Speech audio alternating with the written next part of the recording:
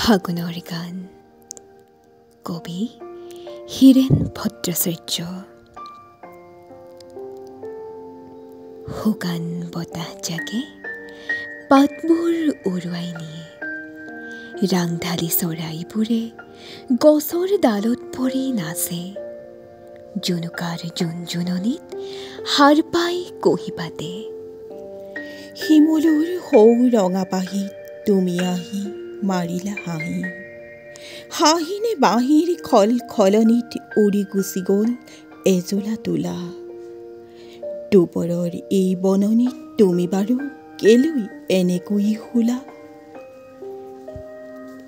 ফাগুনে মায়া জানে, ৰাতি হলে শুকান ডালে ডালে জোন জ্বলি উঠে, হিয়া ভঙা অমাতৰ মাত মাতে কৰুণ কেতেকীয়ে।